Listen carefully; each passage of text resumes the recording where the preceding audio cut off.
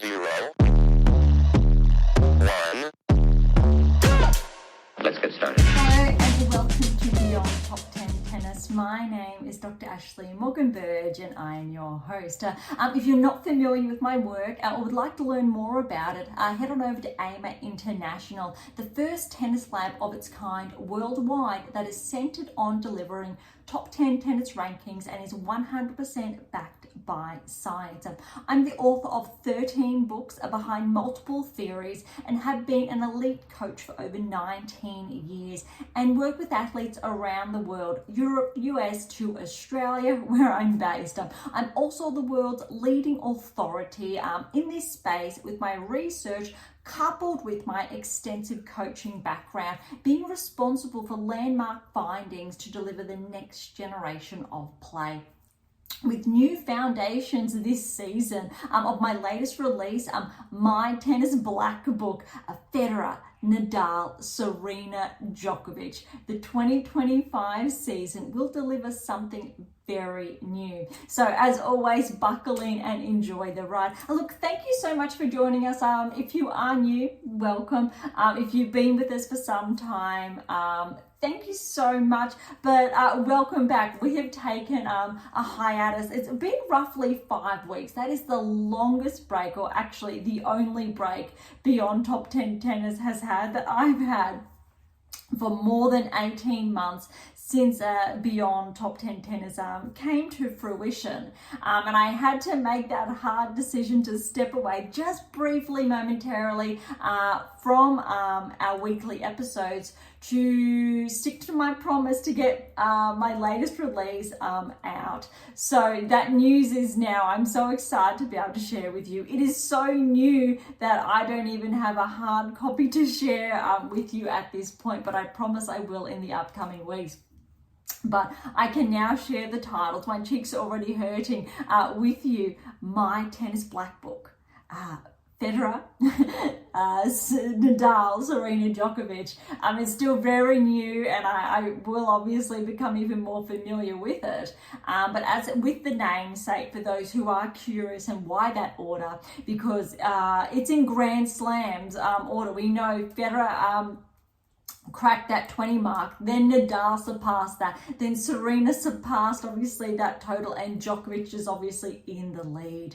And it's all centered about essentially who's going to be next, with essentially a complete toolkit if that is you. I am so excited. I really want to share more about that in the coming weeks or throughout this entire season, because what's most exciting about it is that I have built, and I can share now more about that, an entire framework. All those books you can see in the background, and yes, the Christmas tree is still up. It's only a few days past, so that's also a reminder of a belated Merry Christmas for those of you who do celebrate that around the world.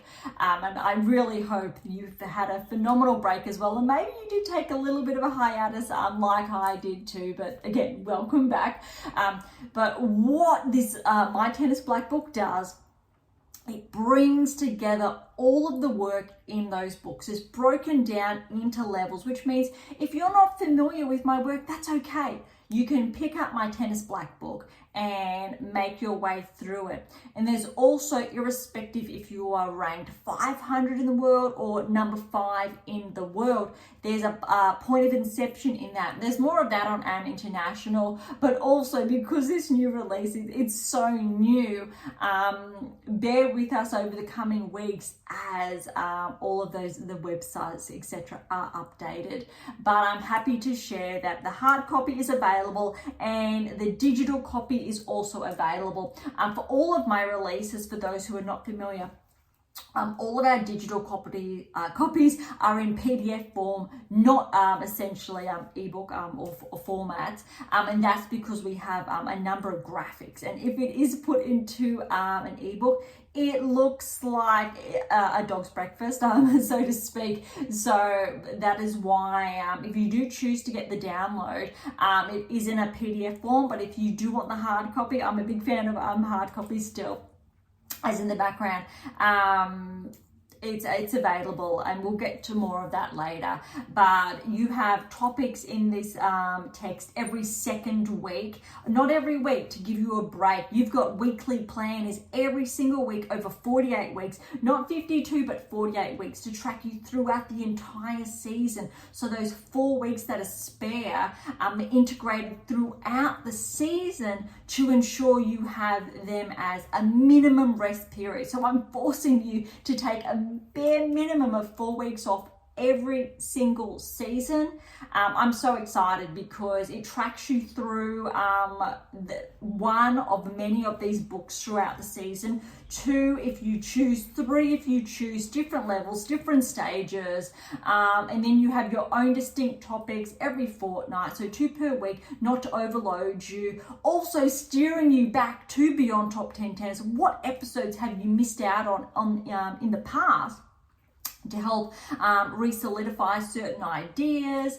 But then also, it's very multifaceted, reviewing in part the 2024 season that we know has come to a wrap over the last couple of weeks, but also how you can learn from key players, their performances, how the rankings were not always true, why some players were progressing and why others weren't, irrespective if the rankings were moving. So there's a very new section in there on essentially not the just the 8%. So you're familiar with hopefully the 8 keys. So remember my last release that came out this time last year, how to develop a top 10 tennis ranking, the light blue one over there, the power of the 8th key. And with the 8th key, there's the 8%, so you're a top 10. Inside the 8% of the top 10, hopefully you're following. And then, so there's a new landmark finding in my Tennis Black book, which is around the final 8. So there's another rule of 8 tying back to AM8 International, and how powerful that is. And it's not always in the rankings, but how you can follow those footsteps as well. It is jam-packed, and I'm going very quickly, I think, to cover some key aspects of this new release. And I think also what's really important is to address why it's called My Tennis Black Book, because, and this is the most exciting part, it has been designed as a black book for you. Those who are not familiar with the expression of a black book, it's your secret. It's something hidden. It's something that it's explicit and special for you. And so what's designed in those weekly charts every single week, tools to pen notes especially for you, and there are pointers every single week on what you need to do. But this book is also twofold, which means, and I can share this now, something I couldn't previously, but it comes with a secondary component, so another book. That book won't be out, however, until, let's say, late January, late February. We'll see how that timing goes, but enough time for you to cover the entirety of my Tennis Black book throughout, say, January, to realize maybe why this next book you would need as well to complement my Tennis Black book, Federer, Nadal, Serena, Djokovic, and how that works. And yes, there are inferences in the book to obviously the accomplishments of the 4 best players of all time when we're looking at Grand Slam, or of this generation. Obviously, we know other players, previous generations that have surpassed that or who were around that. So it's really just focusing on those primary 4. But also, because the 2024 season was huge, also with the Olympics, that's built into that as well, with emphasis on Grand Slam results, why some players perform at the peak at the Olympics, at Grand Slams, and why other players don't. So if you aspire to be a top 10 player, reach the final 8 as a minimum at Grand Slams, this is built for you. And I'm so excited because it's just another level I've been able to deliver with this work. And again, 100% backed by science. So again, that's where I was going. Those of you who are familiar with Beyond Top 10 Tennis, you've been tuning in every week. Thank you so much. I've decided, even though we're not quite there yet, but to kick off the 2025 season with a bit of a new introduction. So if you're not familiar, tune into previous ones, head on over to AIM International. I really wanted to condense those, that introduction, and I've condensed the conclusion or the outro of today's episode as well to really make it a little bit more personal. Hopefully by now you're familiar with my background, you know my work, you see all the books in the background, and it just keeps expanding. And all of there's so much information on AIM International and throughout all of these texts. It's very exciting. But for today's episode, because we've taken a 5-week hiatus, and also today, really the 2025 season kicks off. It's really back in action. But over the last couple of weeks that I did take that little bit of a break, the season really it really wound down. It was at the end of both WTA and ATP finals had finished. Yes, Billie Jean Cup, King Cup was in there, Davis Cup was in there, but I decided, no, we're going to really focus on my tennis black book to make sure the finishing touches were made. So it was available as promised in time for Christmas for those of you who have been following along, I guess, outside of the podcast. So all of that has been done. It is available. So we're going to have a quick review over what's happened over the last couple of weeks before we dive into what's in store this week. And for those of you who are, again, familiar with our special editions for Grand Slams, look, Australian Open, it's literally only it's roughly 3 weeks away now. So we have a jam-packed couple of weeks ahead of us, which means our episodes will be coming out more frequently. I'm going to test a little bit of a change of pace this year. Let me know your thoughts. We may spread out the episodes. We might condense them a bit. They have been going for roughly about 60 minutes, sometimes up to 80, 90 minutes when there's been a huge week. I'll see, or if we're going to really condense that into shorter episodes, but dispersed as well. But I'd love to hear your thoughts. I'm just tinkering with it, and I'm sharing those thoughts out loud because I really do value each and every one of you and your thoughts, because that's what Beyond Top 10 Tennis has been built for you. All right, look, as always, we are keeping with our typical themes: WTA Tour, ATP Tour, rankings and results. No rankings to look at this week, or really over the last couple of weeks, purely because, look, if we're focusing on top 100 or specifically, top 20, top 30, top 50, there aren't really notable big jumps to talk about, but there have been some movers in those smaller events. Look, ATP Tour had the Next Gen finals that did take place a little bit over a week ago. WTA Tour has had those smaller events really underway over the last couple of weeks. But we've also got the World Tennis League, so we can talk more about. There are more events on the WTA Tour. We know this happens from time to time. One tour has a lot more than another, then it switches. But we will, I think, round everything out. I will try to be quite brief with this roundup because there is so much to get through. But also really just to share a few pointers of potential players to look that maybe they have been tracking, maybe they haven't, because it's really noteworthy to share who has claimed those maiden titles. So look, the 5th Charleston Open, we did touch on in our last episode, so going back roughly 5 weeks ago. So Zarazua was the #1 seed, and what's really noteworthy here, we're just going to track all the way through to the semi-finals. Zarazua, look, she made the semi-finals. Davis retired. Chang, the 7th seed, made the semi-finals. Brand Shakio also did 3-set win to Chang. Zarazua, #1 seed, and Chang in the final. Zarazua with the win. What's really noteworthy there is she was the #1 seed. And I can't tell you how many times, because yes, I've been crunching the data behind the scenes every single week, how frequently a #1 seed does not win or live up to that hype. a lot of pressure there. They very actually rarely win that title. So there does come a lot of pressure, we've noticed, especially over the last season, with that number one seed. Maybe this coming season is going to be a little bit different, but it's very interesting to see how frequently that number one seed does prevail, let alone, number 1 and 2 seed. Where's that second seed in the final, for example? Let alone 3 and 4 having 1, 2, 3, 4 in the semi-finals. So it's a very interesting discussion, I find there. So Zarazua, well done. This isn't that surprising because Zarazua, irrespective of that ranking, we've been seeing her show up throughout the 2024 season, not so deep, but in these smaller, say 1, 2, 5 events. So let's see in Australia, potentially that third round result. If Zarazua is able to, say, push through to the third, we will see more, I'll say, notable changes as far as rankings are concerned.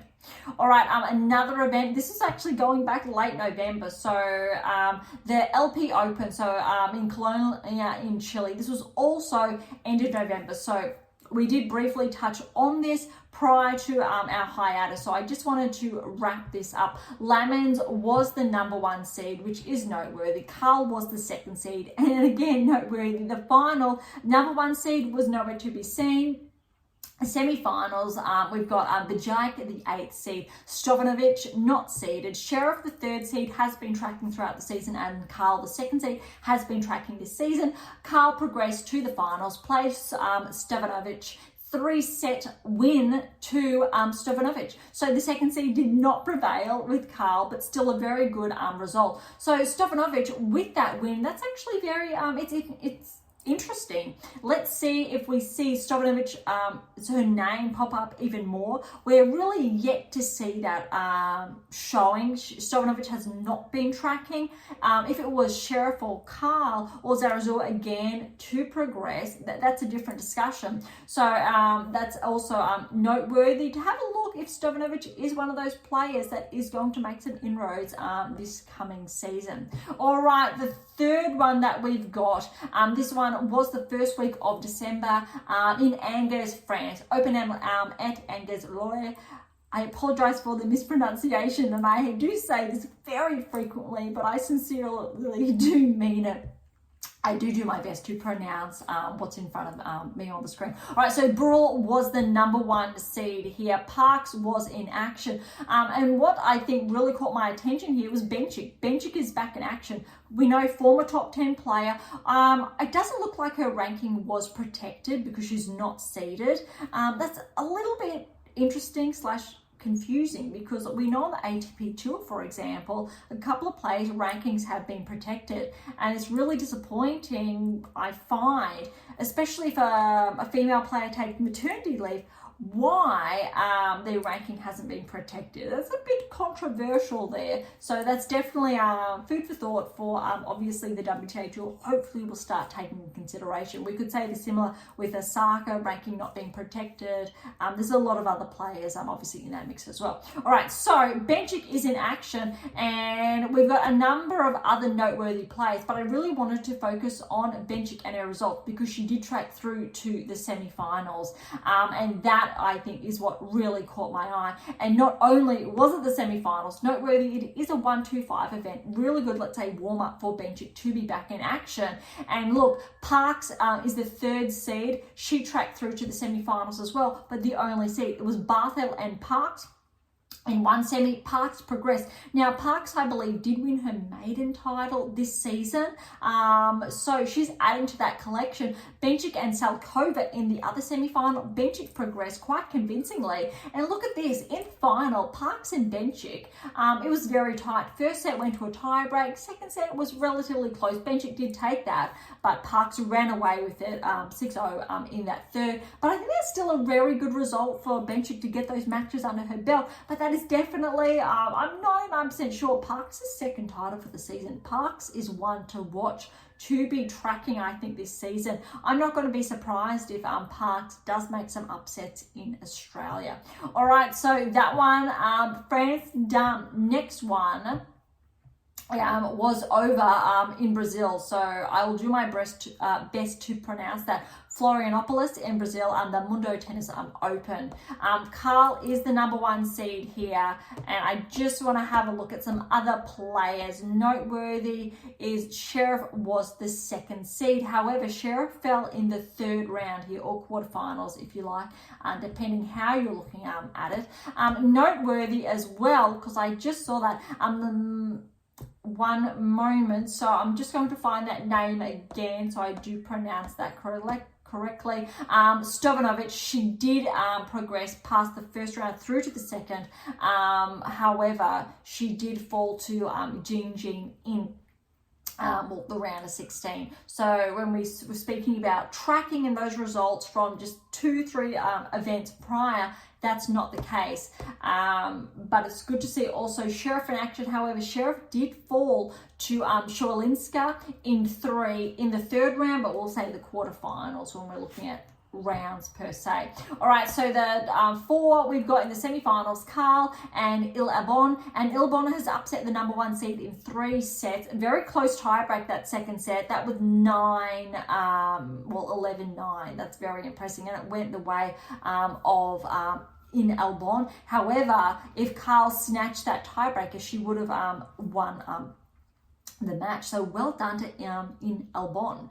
And then Shaolinska and Jing, so 7 and 8 seeds respectively. Shaolinska did progress. Shaolinska started to track a little bit, very little bit in the I'll say the last quarter of the season, so the name has become familiar. In Albon, I have not seen her in action, let alone her name pop up tracking this season, so that's very interesting. Shaolinska with the win there, quite convincingly, but that's a very good win for her. All right, the next event, because we did have a lot of small tier events to get through. This is the final one. It was held 2 weeks ago now in France. So Limoges, the Open Bilas de Limoges. Alexandrova was the number 1 seed, and she fell in the 1st round. I'm looking at some other, Erika Andreeva, she progressed through at least to the 1st round. Gulbulik and Blinkova, they progressed through that initial hurdle, and Yastremska was the 2nd seed. She did progress 1st round, however she fell to Monmay in the 2nd round. A little bit disappointing there, and we've seen a lot of that this season, but again, her season really did kick off very well, Yastremska, in Australia. I believe it was with that quarter-final, semi-final potentially result. Let's see what she's able to achieve this time in Australia. If she's not able to, this is the hard part. If Yastremska, along with a number of other players that had breakthrough seasons in Australia at the Australian Open, if they're not able to maintain, they're going to lose a lot of points. Paolini, Kostyuk, Yastremska, Noskova, for example, or a number of players. Svitolina, I know she's up there as well. It's going to be very interesting to see a bit of a shake-up with rankings. More so top 35, I will say, and how that really tracks. And we might see a very big correction in the top 10. Zheng with that finals result. Paolini was round of 16, so a little bit more safer there. But we're saying that because both of those players are top 5 now. Huge, but I'm really looking forward to that. All right, so final here. Gulbik did get the win over Nate, straight sets. Gulbik's been tracking subtly throughout the season, 2024 season, not 2025 yet. So that's noteworthy as well. That wraps up WTA Tour for the 2024 season, before we shift now to the 2025 season that we know always starts a couple of days before, I guess, we ring in the new year. Before we get to that, the bit of a crossover here between WTA Tour and the ATP Tour, which we will get to shortly, is the World Tennis League. We don't normally step away or deviate from what's happening on tours per se, but a little bit of an exception here, because today's episode is a bit of a catch up over what's been going on the last couple of weeks, and to set ourselves up for this coming week. We've got the United Cup kicking off today, Brisbane, the ABS Classic, Canberra, Hong Kong, a number of events, whether it's today or in the coming days to come. All right, so World Tennis League, I'm not going to go over essentially the teams, but I wanted to, or the names. My apologies, but let's narrow in on a lot of the players. So we know this is a mixed event, very different format, so keep that in mind. But these players have been in action essentially up until a week ago. They were still getting a couple of matches under their belt. Not obviously the full 3 setters, just 1 sets, I do believe. A little bit of a different format, but still very good to obviously be on court and not obviously not be playing. So this is very good, I think, for a lot of these players that did partake. I think there's zero correlation between top 10 players and rankings, because we have players inside the top 10, inside the top 5, outside, those who aren't inside the top 100. It's quite scattered, so it's a little bit interesting there. All right, so let's dive in. Doubles, we had Garcia and Rybakina playing. Mira Andreeva and Sabalenka, they got the win. 7-6 over Rybakina Garcia, very tight there, very that's fun. All right, so singles, we had Sabalenka and Rybakina. That scoreline was 7-6 to Sabalenka, nice and tight. I'm looking at Rybakina making some good inroads, hopefully in Australia. Quarterfinals should definitely be on the cards, irrespective of her ranking regressing. All right, doubles, we had Nadal and Thompson with the win over Shapovalov and Rublev, 7-5. Rublev with a good win over Thompson, irrespective of those rankings. Thompson's top 30, Rublev top 10, but 7-5 to Rublev. Rublev then got another win, overtime. I'm not too sure what happened there, but that was 2-love for some reason. All right, very similar, some shootout format that Rublev got the win there, 1-0. And that looked like a little bit of a bonus format. All right, next mixes, we've got Paolini and Rudd. They played together. They got the win 6-4 over Badosa and Shevchenko. That's a lot of fun. All right, Rudd then singles over Shevchenko, 6-4. Halep and Paolini, they played together. They got the win over Nadal and Thompson, 7-5. Isn't that a lot of fun, seeing women and men on opposite sides of the court still playing? I enjoy this type of format. That's fun to see. All right, then Paolini and Swiatek played. Swiatek got the win 7-5 over Paolini. In overtime, however, Paolini 1-love over Swiatek. So it looks like it's a little bit of a time clock. Again, if you watch and you're familiar with it, feel free to chime in and share more. All right, we've got Andreeva, so Mira Andreeva and Sabalenka. They had a 6-1 win over Badosa and Swiatek in the doubles. That is very, very impressive there. Considering those rankings, however, what's noteworthy is obviously we've got 1 and 2 in the world respectively. Both Badosa and Andreeva are just outside the top 10. Badosa is this close to becoming a barrier breaker.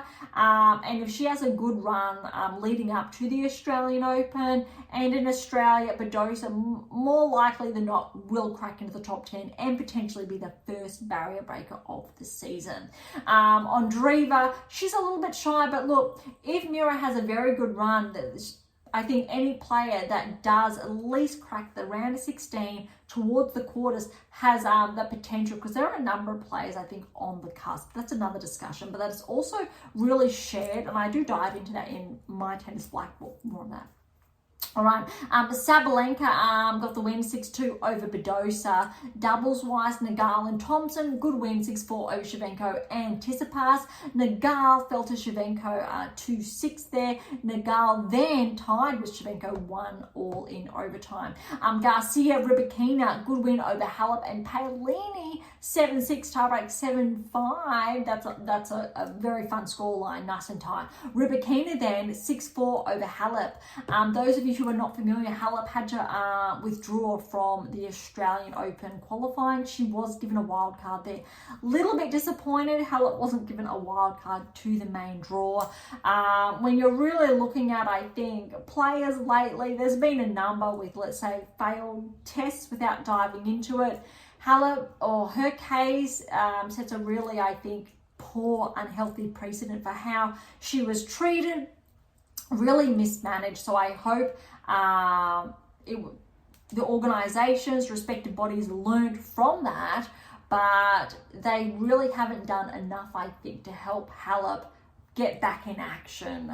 Whereas you got the likes of Swiatek, Sinner, different cases, Purcell. I know there's more players, not I think necessarily of their fault, but from their teams' lack of care at times, and the players have had to bear the brunt of those mistakes. So I'm trying to be quite careful here, and that's really important. And unfortunately, Halep took all that brunt. And I really hope this season she gets more wild cards, more opportunities to really get back in there. Because we know Halep, she is a top 10 player. She just needs that chance. And okay. All right, Garcia, Shapovalov in the doubles fell to Paolini and Kyrgios. So Paolini and Kyrgios got 7-5 over Garcia and Shapovalov. Rublev and Kyrgios then played, and scoreline was 6-4 to Rublev. It's going to be interesting to see how Kyrgios, I think, tracks or plays, performs in Australia, being back in action after roughly, I think it's at 18 months out of action. All right, then we've got, there was a lot here. Swiatek, a very good win over Rybakina, 6-3. That's a good match under her belt. Then Badosa and Swiatek got 6-2 over Garcia and Rybakina. Shevchenko, Tsitsipas, good win over Rublev and Shapovalov. Then you've got Rublev with a good win over Tsitsipas, 6-1. It's going to be interesting to see if Tsitsipas can crack back into the top 10 this season. He's really been hovering just at that 11 mark for most of this season, 2024 season. Potentially, he really can, but again, I wrote about this in my Tennis Black Book, more along these lines, why that hasn't happened, why it may or may not happen. All right, Tsitsipas then in overtime, but that 1-0 win over Rublev. Andreeva, Sabalenka doubles 6-1 over Halep and Paolini. Andreeva over Paolini 6-4. Nadal, Thompson fell to Kyrgios and Rudd 6-4. And Nadal then fell to Rudd 6-3. And then in overtime, Nadal got that 1-0 win. Last couple of matches here, we've got Sabalenka and Andreeva good with a win over Rybakina and Garcia, 7-6. These two have been playing very well. It would be very impressive if they played doubles together, I think, in other events. All right, Andreeva then got a win over Rybakina 6-2. Rublev, Shapovalov 6-2 over Nadal and Thompson. And then in overtime, Rublev got the 6-1 over Nadal. I won't go into the standings and points and the teams because we didn't really focus on the team standings there. But that is a very good, I think, crossover to the ATP Tour now and those results. All right, so again, no ranking changes. We're going to have a look at the next gen because that's something that was underway. Even though WTA Tour had 5 different events underway over the last couple of weeks, ATP Tour did not. Different, obviously, format. They did have the next gen finals. So let's have a look at that roundup. Started roughly a little bit over a week ago, but we've got Michelson over Basaveretti, and that was a 4-set win to Michelson. This was best of 4. So we've got a 2-4, 4-3, 4-3, 4-2, a lot of tie breaks there. All right, we've got Van Asch over Shang, another 4-setter, 4-3, 2-4, 4-1, 4-3. Other matches then we've got Michelson over Van Asch, 4 sets, 1-4, 4-2, 4-3, 4-3. Again, a lot of tie breaks. Fonseca over Fils. Now, I would have favoured Fils here with how he's been tracking. He obviously was the number 1 seed, but that wasn't to be. Fonseca with that win, 3-4, 4-2, 4-1, 1-4, 4-5. That was a 5-setter. Basaveretti also over Shan in 4-3, 4-4, 2-4, 2-4-1. And Tien over Menzik. I would have favoured Menzik. He was a 3rd seed, 5 sets. But look at this, 4-3, 4-3, 2-4, 2-4, 4-3, but that tiebreak was 10-8. Very impressive. Bit of fun here. All right, so Van Asch then got a win over Basaretti, 4-3, 4-4, 4-3, 4-2, 4-2. Look how close a lot of these matches are. Fonseca over Teen, however, 4-4 love, 1-4, 4-2.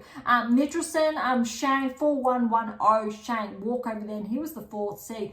Phil's then got a very good win over Menzies, 4-2, 4-3, 4-2. I think that is the only, aside from the retirement, 3-setter we have actually seen so far. All right, following Fonseca over Menzies, this was a tough 5-setter. Look at this, 3-4, 4-3, 4-3, 3-4, 4-3. Impressive. Teen over Phil's. Teen was the 5th seed, and this is surprising as well because Phil's obviously was the favourite. He had a very standout or stellar year, especially with his ranking.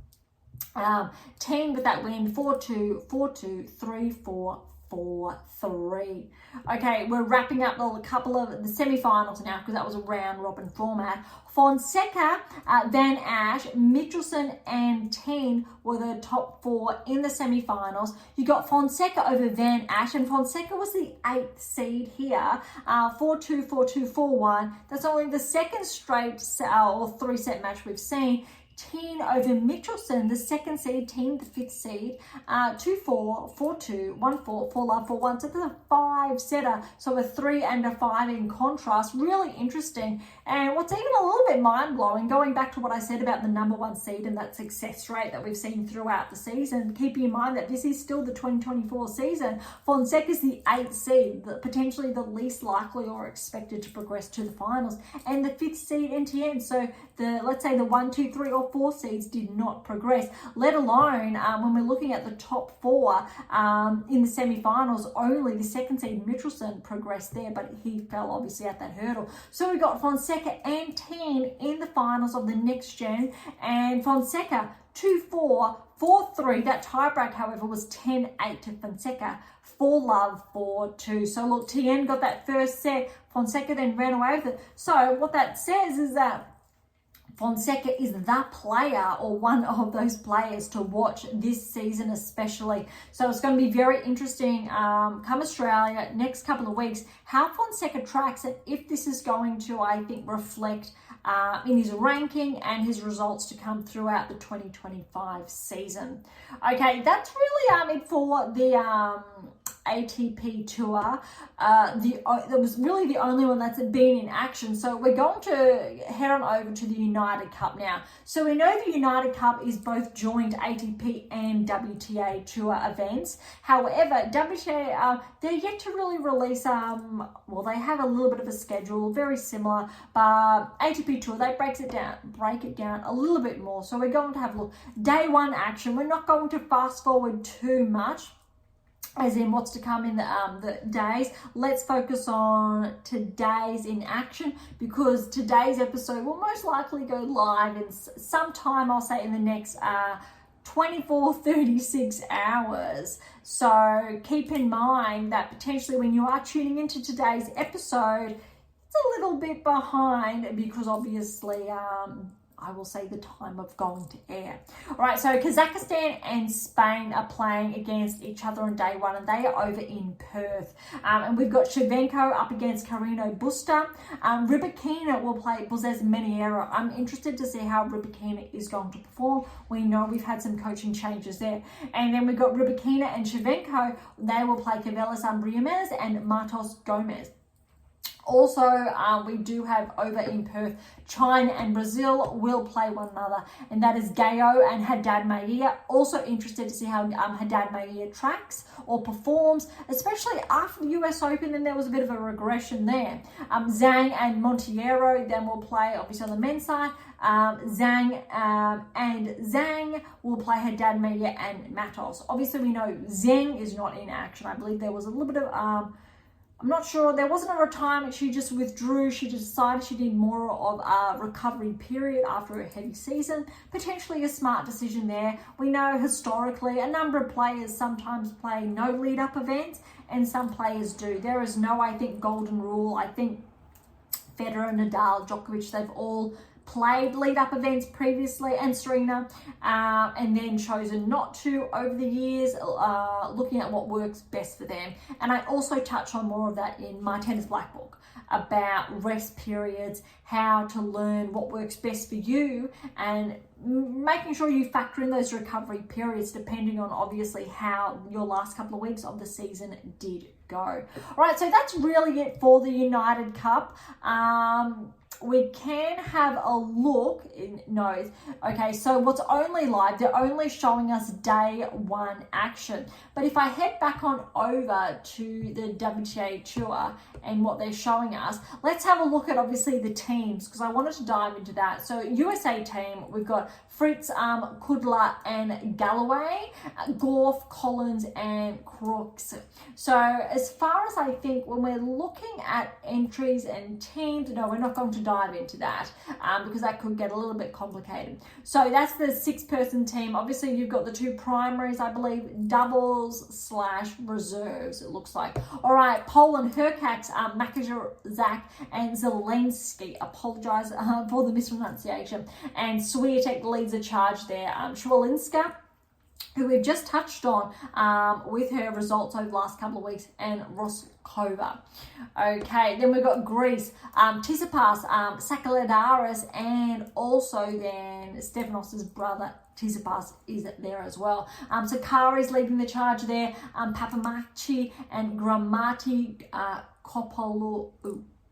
I have tried. I'm so sorry for that mispronunciation. I am positive I have mispronounced that, so I really do apologize. All right, Italy, we've got Caboli, Gigante, and Vasori, and then we've got Paolini, Arani, and Moratelli. Obviously, we know what's missing there. No Berrettini, no Sinner. That really would have given Italy a really, I think, powerful lead there. But look, Sakari, Tsitsipas combination, that is lethal. Herkax, Swiatek combination is lethal. Gorf and Fritz combination is very lethal, but we'll track back soon. All right, Zhang and Zheng. So Zheng is playing the United Cup. We just didn't see her, but actually I'm going to say this has not been updated. I think this is actually an error on the WTA Tour's behalf. ATP Tour has corrected it, however. Zhang, Bei and Sun. Even though WTA has Zheng, we don't know the replacement, but Gao and Zhang. All right, Great Britain, Draper, Harris and Salisbury. However, Draper also has pulled out, I believe, of the United Cup, has a little bit of a niggle. So this also is yet to be corrected. Bulta, Miyazaki and Nichols. On the women's side. All right, Canada, Ogor, Alyssa May, Draxel and Sigoin, Fernandez, Fong and Asano. And look, Ogor, Alyssa May and Fernandez, I think they could be a very good combination. Let's see what happens with that. All right, Czechia, we've got Makak, Gengel and Reichel, and Makova, Gunutson and Valmanova. Makak and Makova, I think that team is going to be an underdog because both of these players have they finished the 2024 season very, very strongly. I'm looking at Makak breaking into the top 20 this season, Makova back inside the top 10 within, I would say, the first, if not the first quarter, the first half of the season, if she maintains her level of play from last season, how she finished. All right, the end of this season. Kazakhstan, Shevchenko, Popko and Nedelovazov, and Rybakina and Kolumbayeva. Again, I apologize. But Shevchenko and Rybakina, that'll be interesting to see how both of them pair up. France, Humbert, Motet, Roger Vasselin, and Parry, Paquet, and Lechima. What's interesting to be missing there is, and the name is on the tip of my tongue, Cornet. Cornet is missing because 12 months ago now, roughly, is when Cornet announced her retirement. All right, Germany, we've got Zverev, Masur, and Puetz, and Seidman, Papakis, and Heinzen. Very interesting combination there. Let's see how Zverev tracks this season. Seidman had a very good single season last year. Noting that her specialty is more so doubles in recent years. But let's see. And Australia, Dimanor's leading the charge, Zika and Ebden. Then we've got Gadecki, she's an up-and-comer, Ava and Perez. Brazil, we've got a jam-packed United Cup field here. Monteiro, Hyde and Matos, Haddad Maia, Alves and Stefani. Spain, Carino, Busta, no Alcaraz, Taberna and Matos Gorno. And then we've got Bozis Maniero, my apologies, Bazols Ribiera and Cavelli Reimers. Norway, Rad Durazovic and Budov Kea and Helgo Lind Galho and Aikari. Switzerland finishes it all off. Strickler, Bertola, Paul and Benchik. I think this has gone very good for Benchik to get more matches under her belt. Naev and Perrin. Oh my goodness, that was huge. Okay, so that really wraps up the United Cup. That was a lot there. Let's look towards Brisbane. So as far as the ATP Tour is concerned, Brisbane is not underway yet. We don't have any recorded data. Even though the qualifying actually does start today, ATP Tour is not sharing that at this point. However, WTA Tour has started to share some, because it's not in action, but we can look at the seeds here. So we've got Sonmez as the number 1 seed. Kudermetova's 7. Dart is 2. Hercog's in action. Lias is 9. Sorobes, Tormos 3. Bejik's 12. Seville's in action now. She's 4. Inglis 11. Shvitalova, she's a 5th seed, but remember, she just missed out on bronze. So Swiatek got the win at the Olympics over Shvitalova. Just for perspective, Todoni 8th seed, Bogdan 6th seed, and Watson is the 10th seed. Great to see Watson back. Would be great to see her track through, but she's up against Arango, so she's that up-and-coming player from Colombia, has been tracking this season, but look, haven't seen Watson in action or go deep in draw for some time now, so that would be really nice to see. All right, let's go ahead back to the Hong Kong. That does kick off in a couple of days, not just yet, so we don't have any data to discuss, but that is just around the corner. Back to the WTA Tour, and what kicks off in the next couple of days is Auckland. So Auckland will also be underway. We don't have any data or information to really share on Auckland, but we do know Osaka, Raducanu and Stevens are in action, or they will be playing. And the last event to touch on is in Canberra. Again, we don't have any data, no player list available at this stage, but that also will kick off in the next couple of days. So jam-packed, a lot, and look, we've kept today's episode nice and short. It's really, we can look at it as a wrap of really what's happened over the last couple of weeks, what we're doing also today with the United Cup kicking off. But look, Beyond Top 10 Tennis will be back in, I'll say in a couple of days time, to dive more into Brisbane, ASBS Classic, to Auckland, Canberra, Hong Kong, and we'll be able to keep pace, obviously, with United Cup as it does unwrap. All right, so thank you so much. That is today's episode. Thank you so much for listening. To grab a copy of my new release, My Tennis Black Book, Federer, Nadal, Serena, Djokovic. Look, head on over to AIMA International, which you can get the hard copy and digital copies, or head on over to Amazon, irrespective of where you're based in the world, and you can get hard copies there. Also then, look, for any comments or questions, head to AMH or Topic Thread, or leave comments directly on YouTube or Spotify. To interact with Beyond Top 10 Tennis, catch up on our blogs, or to sign up to my newsletter, all links are in the episode notes, as well as how to access Pink Octopus books to Spruik. If you enjoyed today's episode, please subscribe, like, share, and all of the above. Beyond Top 10 Tennis exists for you, so please consider sharing us with those you know near and far. And if you're serious about heading towards the top 10, or want to know what you're missing to secure that maiden Grand Slam or more, don't be shy. Come and say hi. Okay, on that note, thank you so much for listening. I am so incredibly grateful. I am your host, Dr. Ashley Morgan Berge, and this is Beyond Top 10 Tennis, and